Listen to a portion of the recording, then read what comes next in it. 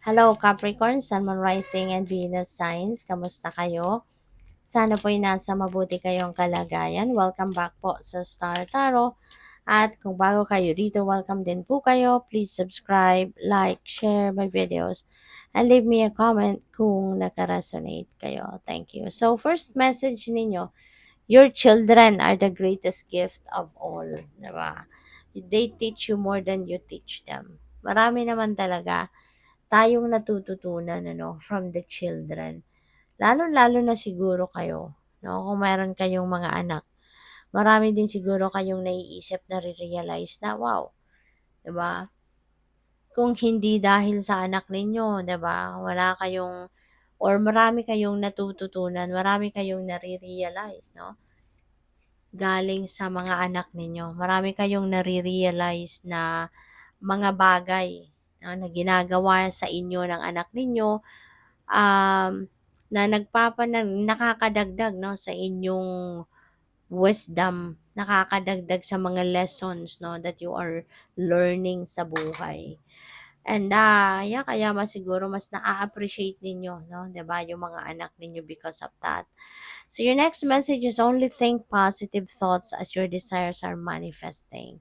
So meron ditong mga wishes kayo or meron kayong mga heart's desires that are coming to fruition.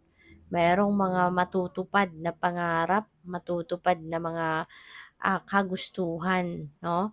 So, this is really beautiful. And in order for you to manifest that, make sure lang, no, na mag-project ka ng positivity. Kasi if you are projecting negativity, 'di ba, ay wag nang umasa, 'di ba, na kung ano yung mga minimithi ninyo ay matutupad. Kasi negative will not attract positive. And positive will not be attracted to negative.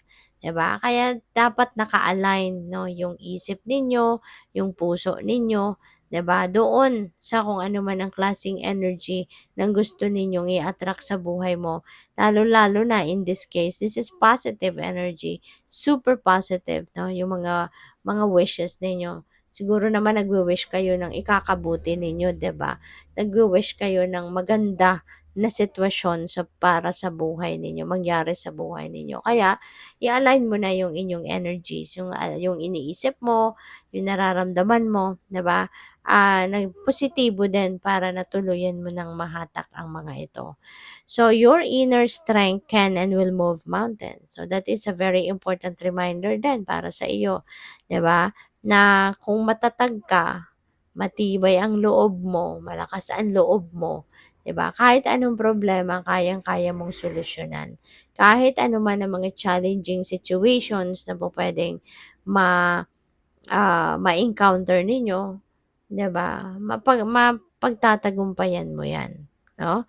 Kaya lakasan mo ang inyong loob, gisingin mo, no, yung inyong inner strength and courage. All right? So, what else?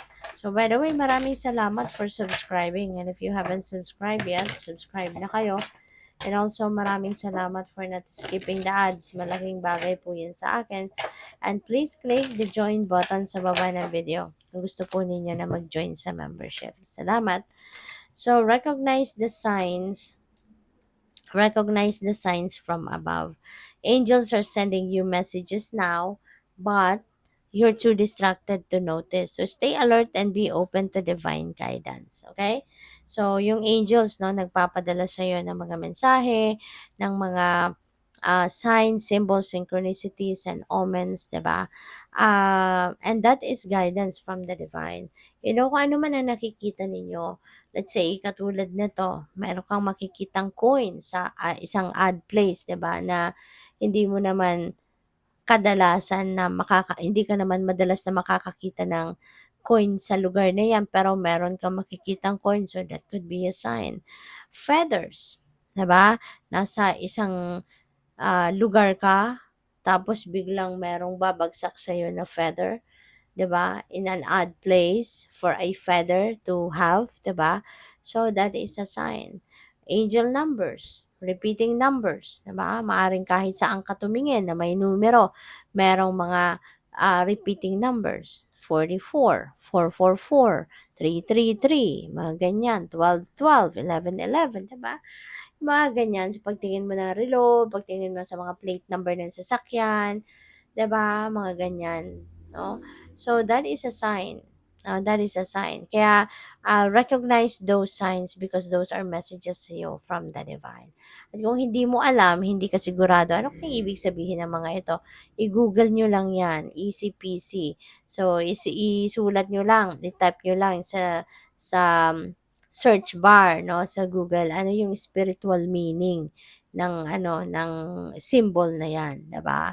So, yun. Para makita ninyo, mabasa ninyo kung anong ibig sabihin nun, anong mensahe na pinaparating sa'yo. So, make a decision. Are you choosing to prioritize yourself or another in the situation? Accept divine guidance pointing you toward your own joy. You deserve it. Okay? So, maaari na meron kayong importanteng desisyon na kailangang pagdesisyonan at this time, 'di ba? And kung ano man ito, 'wag na kayong malito.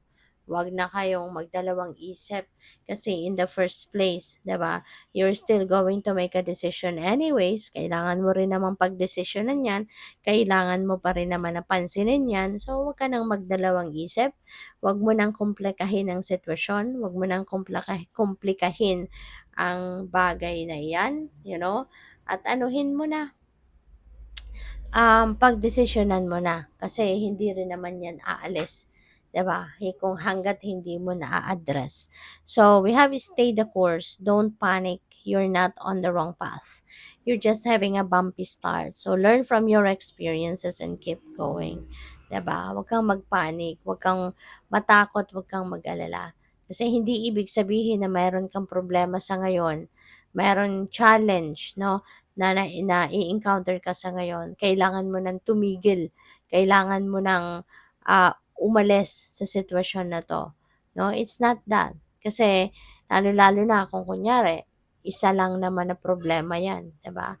And walang problema na walang solusyon in the first place, 'di ba? Hindi ilalagay ng universe, 'no, yung problema na 'yan or challenge na 'yan sa path mo kung hindi rin mo rin kayang solusyonan 'yan. Kaya yan ang binibigay sa'yo because that is something that you can handle, that you can manage, that you can solve, and at the same time, yan ang nararapat na lesson na dapat mong matutunan. Kaya yan ang nandiyan sa path mo. 'Di ba? Kaya wag kang matakot. Just stay the course. Hindi ibig sabihin na nagka-problema ka ngayon, susuko ka na or iiwanan mo na or tatalikuran mo na kung ano man ang inyong ginagawa. It's just a bumpy start, 'di ba? But that's normal. Walang journey sa buhay na perfect eh. Lahat ng journey sa buhay ng kahit sino man, at some point magkakaroon talaga ng problema. 'Di ba? Walang smooth sailing, walang perfect na journey. There will always be something na pwedeng magkaroon ng lubak, kumbaga, no? So, good luck. Thank you for watching. Love and light. Namaste.